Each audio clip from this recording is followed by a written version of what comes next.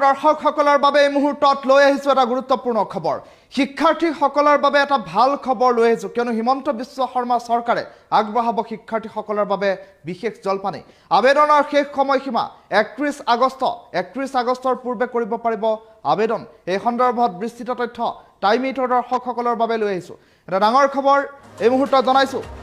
চাহ জনগোষ্ঠীৰ শিক্ষাৰ্থীৰ বাবে বৃহৎ আৰ্থিক অনুদানৰ ঘোষণা কৰিছে হিমন্ত চৰকাৰে নৱম আৰু দশম শ্ৰেণীত পঢ়ি থকা শিক্ষাৰ্থীলৈ ৩০০০ টকাৰ অনুদান আগবঢ়াব ৰাজ্য চৰকাৰে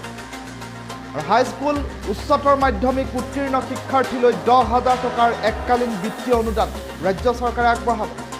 উচ্চতৰ মাধ্যমিকত পঢ়ি থকা ছাত্ৰ ছাত্ৰীলৈ হিমন্ত বিশ্ব শৰ্মা চৰকাৰে আগবঢ়াব ৫,০০০ টকাৰ বিত্তীয় অনুদান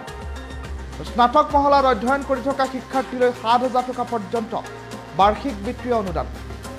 আৰু ভিন্ন বিষয়ৰ উচ্চ শিক্ষাৰ বাবে শিক্ষাৰ্থীলৈ ২৫,০০০ৰ পৰা ৩৫,০০০ টকাৰ অনুদান আগবঢ়োৱাৰ সিদ্ধান্ত চাহ জনগোষ্ঠীৰ স্বনিয়োজিত যুৱক যুৱতীলৈও ২৫,০০০ টকাকৈ বাৰ্ষিক অনুদান আগবঢ়াব ৰাজ্য চৰকাৰে আৰু চাহ জনগোষ্ঠীৰ কল্যাণ সঞ্চালকালয়ে ইতিমধ্যে এই বৃহৎ পদক্ষেপ হাতত লৈছে ২০২২ৰ পৰা ২৩ বিত্তীয় বৰ্ষৰ আঁচনিসমূহৰ বাবে অনলাইন যোগে কৰিব পাৰিব আবেদন www.sirisassam.in যোগেৰে কৰিব পাৰিব আবেদন এটা বিশেষ ৱেবছাইট টাইমিটৰ দৰ্শকসকলক দেখুৱাই আছো কোনে কোনে লাভ কৰিব এই আঁচনিৰ ধন সেই সন্দৰ্ভতো বিস্তৃত তথ্য এই মুহূৰ্তত লৈ আহিছো আবেদনকাৰীসকল অসমৰ স্থায়ী বাসিন্দা হ'ব লাগিব আবেদনৰ অন্তিম তাৰিখ ৩১ আগষ্ট বেংকৰ একাউণ্ট থাকিব লাগিব আবেদনকাৰীসকলৰ চাহ শ্ৰমিক অথবা প্ৰাক্তন চাহ শ্ৰমিক সম্প্ৰদায়ৰ প্ৰমাণপত্ৰ থাকিব লাগিব আবেদন বছৰি আয় ৫ লাখৰ তলত হ'ব লাগিব বুলি ইতিমধ্যে বাধ্যবাধকতা বান্ধি দিয়া হৈছে দিব লাগিব আয়ৰ প্ৰমাণপত্ৰ www.sirisassam.in লগ ইন কৰাৰ সময়তে আয়ৰ প্ৰমাণপত্ৰ দাখিল কৰিব লাগিব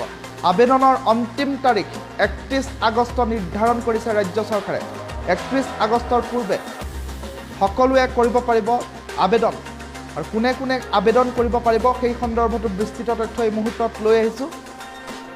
চাহ জনজাতি কল্যাণ সঞ্চালকালয়ৰ অসমৰ তৰফৰ পৰা ইতিমধ্যে এই সিদ্ধান্ত গ্ৰহণ কৰা হৈছে চাহ জনগোষ্ঠীৰ শিক্ষাৰ্থীসকলৰ বাবে এই সুবিধা লৈ অহা হৈছে এই বিস্তৃত খবৰ টাইমিটৰ দৰ্শকসকলক এই মুহূৰ্তত জনাইছো চাহ জনজাতিৰ যিসকল শিক্ষাৰ্থী আছে শিক্ষাৰ্থীসকলৰ বাবে ই এক খুবেই ভাল খবৰ কিয়নো শিক্ষাৰ্থীসকলৰ বাবে ৰাজ্য চৰকাৰে বিশেষ জলপানীৰ ব্যৱস্থা কৰিছে কোনে কোনে কি